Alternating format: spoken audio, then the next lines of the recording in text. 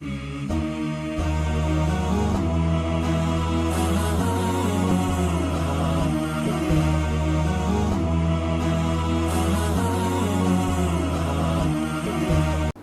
بالله من الشيطان الرجيم بسم الله الرحمن الرحيم والصلاة والسلام على خير البرية أجمعين سيد الأنبياء والمرسلين أبو القاسم المصطفى محمد بن عبد الله وعلى أهل بيته الطيبين الطاهرين اللهم صل على محمد وآل محمد.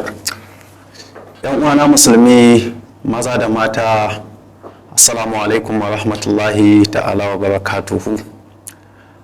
Kamar yadda a satuttukan da ya wuce mun ta yin maganganu akan darasi na akhlaq ta yadda za mu samu daman gyara tsakaninmu da Allah subhanahu wa ta'ala da mujtama'inmu da muke rayuwa. Wato shi dama darasi na akhlaq ya danganci haka ne, za ka gyara yadda za ka yi rayuwa tsakani da Allah subhanahu wa ta'ala da kuma rayuwar da za ka yi a cikin al'umma ta yadda za mu kasance mun tsira a duniya da lahira.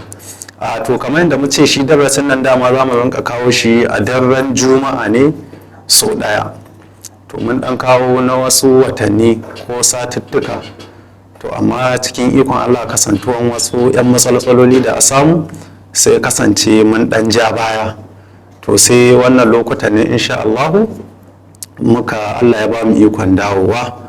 To abinda za mu karanta na daidai Allah subhanahu wa ta'ala ya ba mu ladan da mu da masu saurari, wanda kuma yake na kaɗa ne wato kuskure ne, to dama mu ba ma'asumai ba ne.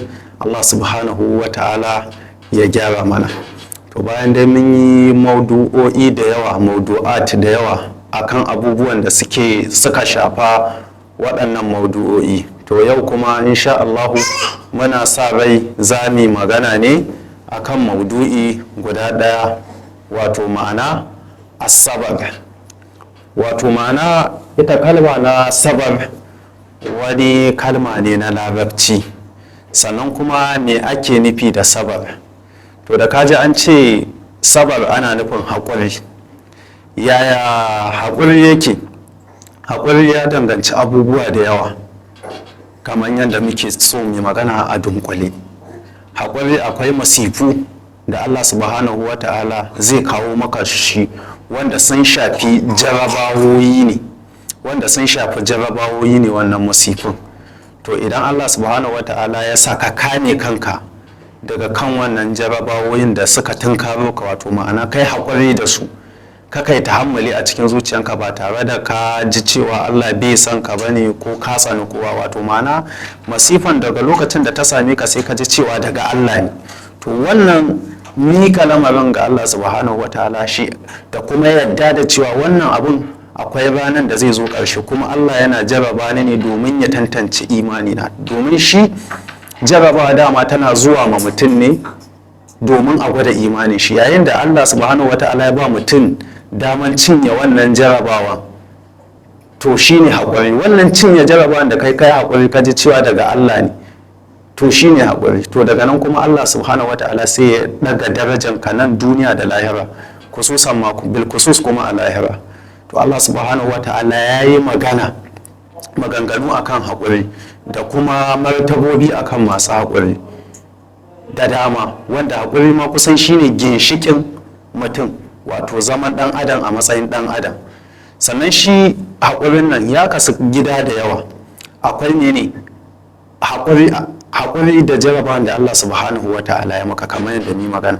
Akwai kuma ne wasu ni'imomi ne kila zaka ga wasu suna samu, kai kuma lokacin sai Allah ya jarabe ka da wasu abubuwa na kunci. Lokacin da kaga wasu suna da abu, kai kuma sai Allah ya kawo maka wata jaraba, sai kaga kamar Allah bai son ka in ka bushe dan ko wani abu. To amma shi mumini ne haƙuri sai ya ji cewa to shi Allah yana son jaraba shi ne, idan ya cinye wannan jaraba to sai ma ya fi wannan masu dariya. To wato ma'ana ne ni'ima ne wasu za a musu, kai kuma sai ka neme ta ka rasa ta. Ka kila da kana da kuɗi ka nemi kuɗin ka rasa, kila da kana da wata abu da ake zuwa ana jingina da kai sai ka rasa abun, kila da kana da lafiya sai ka rasa lafiya. To kaga wata ni'ima ne ka rasa. To idan ka haƙuri akan wannan ni'iman, to to insha Allah Allah subhanahu wa ta'ala zai shige maka gaba a cikin lamarinka. Sannan kuma mene akwai haƙuri akan mene, akwai haƙuri akai saban Allah subhanahu wa ta'ala. Kila za ka ga wani abubuwa, kila a ajiye kuɗi ko kuma ka samu wani mukami wanda idan ka bi shi kila kana cikin talauci za ka samu kuɗin nan kana ganin za ka huta, za ka ji daɗi, ko kuma wani abu da zai zo maka wanda ran kana so, amma ne cikin ikon Allah sai ka bijire ka hana kanka wannan abu. Kana fa da bukatan shi, kila ba ka kwana baka ci ba, kowa kana wuni baka ci ba, jarrabawa ne, kana haƙuri. Sai ka ga an zo an ce zo kai mulki ko zo ga wani ajiyan kuɗi wanda kana da daman ko kai sata, kana da daman kai wannan abin, sai ka haƙura. To wannan kun ga haƙuri ne. To shi ma idan mutum ya haƙura da wannan, to Allah subhanahu wa ta'ala zai bashi wani lada wanda ba a san kan miyan shi ba. To menene ma shi sabar din? Akwai ayoyi na da Allah subhanahu wa ta'ala yake magana akan masu haƙuri. Akwai ayoyi da Allah subhanahu wa ta'ala yake magana akan masu haƙuri da kuma hadisai akan masu haƙuri. To shine za mu ɗan kawo wasu daga ciki domin mene mu faɗakantu mu kasance kuma masu biyayya da haƙuri. Da farko dai kamar yadda muke cewa menene ma haƙuri, yake cewa menene hafsun nafs,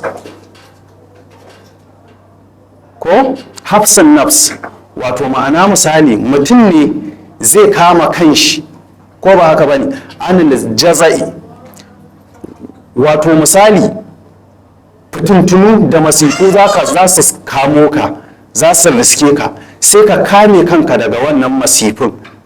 To daga lokacin da ka kame, wato ma'ana ka ji cewa wannan masifin ba su dame ka ba, ka miƙa ma Allah lamarin cewa Allah ya sani. To shine mene hafsun nafs anil jaza'i, ko ba haka bane. To daga lokacin da ka kame kanka daga wannan abin, ka miƙa ma Allah lamarin, to Allah sai ya kawo ma mafita. To wannan shine haƙuri. Ko ne ya ce wa hafsul lisani an shakwa, ko kuma a'a masifar da ta same ka ya kamata a ce ne ka fito kana gaya ma duniya bala'i ya same ni, na rasa kuɗi na yi kaza, sai kawai mene ka kame kai shiru da magananka, ka kame harcenka ka ƙi magana, ka ji cewa wannan fa ni'iman da Allah ya ma yanzu ka rasa ta daga Allah subhanahu wataala ne, sai ka miƙa ma Allah subhanahu wataala lamarin. Wato ma'ana ka san shi ne dama ya kawo maka, kuma shi ne kawai yake da zai iya ma magani ba wani ba. To shi ma ne shi ne wannan kame harce daga mene koke-koke daga masifin da Allah ya saukan maka. To shi ma wannan shi ne menene, shi ne haƙuri, ko ba haka ba ne. Sannan a cikin Qur'ani, littafin Allah subhanahu wata'ala, Allah subhanahu wata'ala ya yi magana akan mene, akan masu haƙuri da kuma albishirori da yamma masu haƙuri. Saboda shi fa haƙuri fa wani martaba ne azim wanda ba kowa yake samun ta ba. Shi yasa Allah ya nuni ya magana akan masu haƙuri, inda Allah subhanahu wata'ala yake cewa mene, ya siffanta su, wanda yake ce musu mene bashir sabirina birrida wal khawf. Yace mene Allah subhanahu wata'ala da kanshi ya musu bishara, albishir na wasu ni'imomi, sannan kuma ya yarda da su, kuma ya nuna yana son su.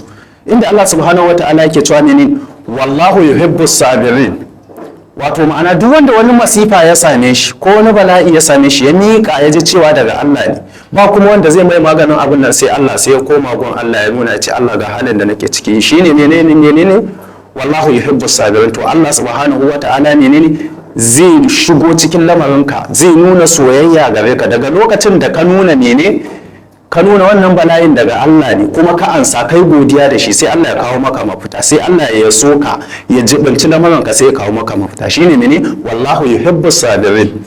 To bayan nan menene ya daɗa yin magana a wata ayar akan akan matsayin masu haƙuri, ko ba haka bane, inda yake cewa wasbir inna Allaha ma'as sabirin. Wato ma'ana daga lokacin da abubuwa ya same ka na masifu ko na jarabawoyi, kai haƙuri, Allah yana tare da kai. Daga lokacin da ka ganka cikin jaraba, kakai tunanin kaga wani yana dariya, kakai tunanin cewa a'a kai fa yanzu Allah yana son su, kai kuma ya saka cikin kunci. A'a Allah yana tare da kai, kamar yadda mun faɗa a baya, domin dama ya gwada imanin ka ne, ko ba haka bane. Wannan ba ƙaramin haƙuri, ba ƙaramin menene ba ƙaramin ni'ima bane a wajen bawa. akwai aya na gaba ita ma da take magana akan dai masu haƙuri, inna ma yuwaffa sabiruna ajrahum bighairi hisab, cewa shi Allah subhanahu wataala duk wanda ya haƙuri yana biyan shi ladan wannan haƙurin da wasu lada da ni'imomi wanda ba su da iyaka. Wato ma'ana Allah ne kada ya san iyakansu kenan, banda Allah ba wanda ya san iyakansu. Akwai kuma ayan da nan ma yake daɗa magana akan luɗufi na masu haƙuri, ya ce wala nabluwannakum bi shay'in min al-khawf, ya ce ku sani haƙiƙa za mu jarrabce ku da abubuwan da zai sa ku tsoro da razani. Kuna zaune ku mu'mine ne, Allah zai jarrabce ku da wannan. Wal ju', sannan za a iya a cikin jarrabawoyin da za a mana domin a gane muna da haƙuri, za a iya jarrabtar mu da yunwa, min al-khawfi, wato da tsoro, waljo da kuma yunwa, wa naqasin min al-amwal, sannan idan muna tare da dukiyoyi ne Allah subhanahu wataala zai iya mana jaraba akan dukiyoyin nan sai mu rasa su domin a ga hakurin wal anfus was samarat wa bashir as-sabirin. Sannan mu kanmu a junan mu wannan za a jarabce shi da wannan za a jarabce shi da wannan, duk ana yin wannan domin a ga imanin a cikin mu. Sai aya ta sai yake cewa a ƙarshe, allazina idza asabatuhum musibatun qalu inna lillahi wa inna ilaihi raji'un. To menene anan go, to wanda masifa tana samun su za su ce inna lillahi wa inna ilaihi raji'un, wato ma'ana sun nemi suna mai tarajji da koma ga Allah subhanahu wataala. Wannan su ne masu haƙuri kenan. Ulaika alaihim salawatun min rabbihim wa rahmatun wa ulaika humul muhtadun. To wannan mutanen kuma da masifan ta same su suke komawa ga Allah subhanahu wataala, su ne wanda suke tare da rahama a tare da su, kuma suke tare da mala'ikun rahama da annabin rahama. Sannan kuma waɗannan su ne shiryayyu. Masifa ta samu mutum kaga ya miƙa ma Allah ya rabu da kowa, to wannan ma ba ƙaramin bane ni'ima ne a tsakaninsu. Sai yake cewa akwai hadisi na Imam Sadiq da yake magana a kai, yake cewa asabar min al-iman bi manzilatir ra's min al-jasad, yace to ku sani shi fa haƙuri yana cikin imani. Kamar mutum ne a ce mutum a halittan shi da kanshi, idan ba kai ai ba mutum. To haka idan dan adam ya kasance akwai dan adam, sannan ya kasance ba haƙuri, to zai kasance wannan dan adam din ba shi, inda bai da haƙuri, kamar ba shi da shi da babu da ɗaya. Fa'iza zahabar ra'asi zahabal jasad, kamar yadda muga mutum da kai idan a ce an cire kanshi ai ba mutum, to haka mutum mai haƙuri idan bai da haƙuri to kamar ba ɗan adam ne, wato ma'ana kamar bai da amfani kenan. Wa kazalika idza zahaba sabar zahabal iman. So sannan kuma yayin da mutum ya rasa wannan imanin nashi, Imam Sadiq yake cewa ya rasa imani. Duk lokacin da a ce mutum ya rasa haƙuri to ya rasa kamar ya rasa imani ko. Sai Imam Bakir alaihi salam yake cewa hadisi na gaba, yace aljannatu mahfufatun bil makarih was sabr, yace to ka sani ita fa aljanna an cike ta ne da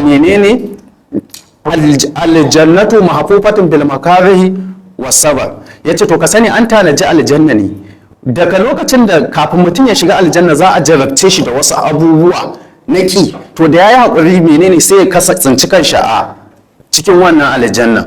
Shine ce faman sabara alal makarih fid dunya da kalal janna, wato ma'ana Imam Bakir yake cewa daga lokacin da an saukan maka da bala'i kai hakuri sai ka shiga aljanna, ko ba haka bane sai ya shigar da kai aljanna. wa jahannama mahfufatun bizzati wa shahawat, yace ita kuma ka sani cewa ita wutan jahannama an halicce ta ne saboda saboda masu kwaɗayi, masu bin zuciyansu. Duk wanda ya biye masan zuciyan shi da abubuwan da yake so a rayuwa, to wallahi sun matallahi sakamakon shi wutan jahannama. Faman a'da nafsahu lazzatan wa shahwatan da kalan na, duk wanda ya mika maka kamar yadda mu faɗa son zuciyan shi da duk abin da yake so ya zuwa ran shi, ya zuwa ga ya mika ma ran shi wannan soyayya, to ya sani ba inda biye masan zuciyan shi to wuta zai shiga. Wa qala Sadiq yake cewa daga cikin hadisai na Imam Sadiq yana magana akan masu haƙuri, inda yake cewa man ibtala min almu'minina bi bala'in fasabara alaihi, yace daga lokacin da Allah subhanahu wata'ala ya ka saukar maka da bala'i sai ka haƙura da wannan bala'in ka miƙa ma Allah lamarin, kana lahu ajru alfu shahida, to yana wannan haƙurin da kai kana da ladan shahidai 1000.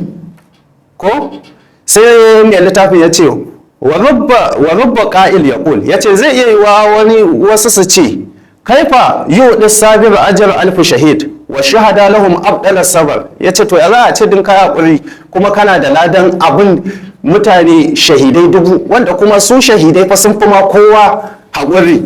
ko yace falmurad, yace abinda ake nufi da su hakuri, abinda ake nufi da wannan lada 1000 da za a ba mai hakuri, anna sabir yastahiqu ajra ulaika shahada, cewa shi mai hakurin nan ya cancanci shi ma a bashi ladan wannan shahidan. ko wayan kana makafa'atuhum wa sawabuhum ala Allah ta'ala ad'afan muda'afatan anhu, yace koda kuwa su shahidai sun kasance wato matsayinsu abun Allah subhanahu wa ta'ala ya kuna masu haƙuri, amma mai haƙuri ya cancanci wannan ladan na mene na shahidai 1000. ko sai yake cewa wa qala amirul mu'minina man lam yunja sabar, yace duk wanda bai iya sa ma kanshi ya dace da haƙuri ba, wato ma'ana abubuwa da ya zo mai ya rinka haƙuri ba, a halakahul jaza, yace to ya sani san zuciyan shi zai halakar da shi. da wannan muke cewa wannan shine dan maganganun da ni akan haƙuri da kuma ayoyi da hadisai, abinda makaranta daidai Allah subhanahu wata'ala ya ansa mana, wanda kuma ni kuskure a ciki Allah subhanahu wata'ala ya gyara mana. Walhamdulillahi rabbil alamin, wassalatu wassalamu ala Muhammad wa ali Muhammad. Allahumma